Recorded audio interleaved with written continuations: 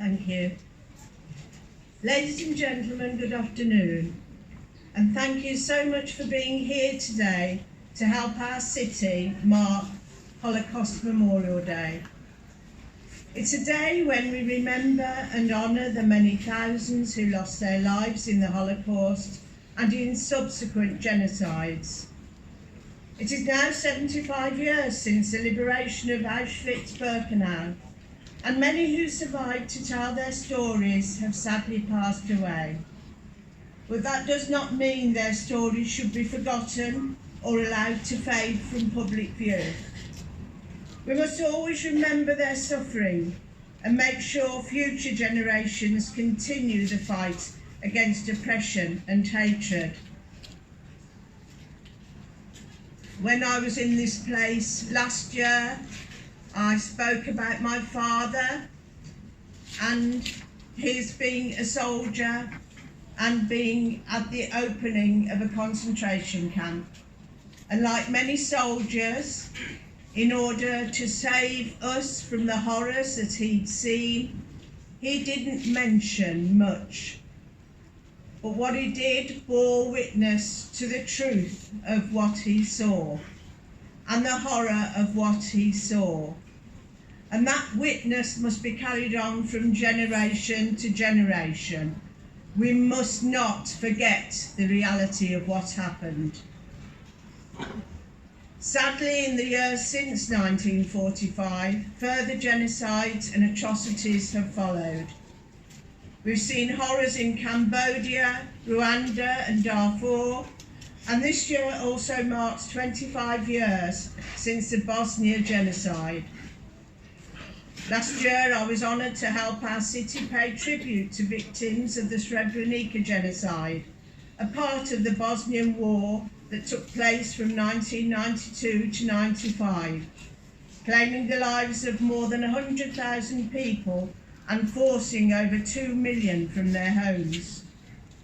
In Srebrenica, more than 8,000, mainly Bosnian Muslim men and boys were killed. Countless women were raped, and over 25,000 people were forced from the area, suffering terrible abuse. It was the single greatest atrocity in Europe since the Second World War, and yet one more brutal reminder of man's inhumanity to man. Coventry opened its doors and welcomed many of those in search of safety. Now we are honoured to have around 500 families from Bosnia and Herzegovina and the former Yugoslavia who call Coventry home. Those terrible crimes came 50 years after the liberation of Auschwitz-Birkenau and the awful revelations of what had taken place during the Holocaust.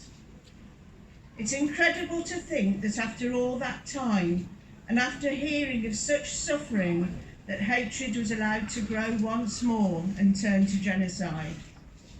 That is why Coventry will never stop its work towards peace and reconciliation.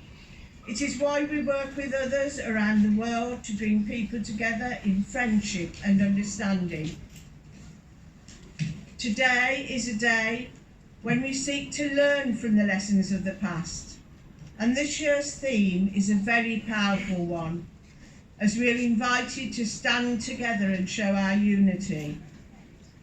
We are asked to stand together with our fellow Coventrians and others around the world of all ages, races and faiths, and show that we celebrate our diversity and value all cultures and all people. That is something we do so well in Coventry. We are proud of our multicultural city and of the way all of our communities join together to make something very special. We're also proud to be a welcoming city of sanctuary that offers new hope to those forced to flee their homelands because they are victimised by others just for being who they are. We work at home and overseas as a city of peace and reconciliation. In the past 12 months, we have celebrated long-standing links with the cities of Dresden and Volgograd, and we've continued to form bonds with others from around the world. We stand together with those cities and their people, just as our communities here in Coventry stand together.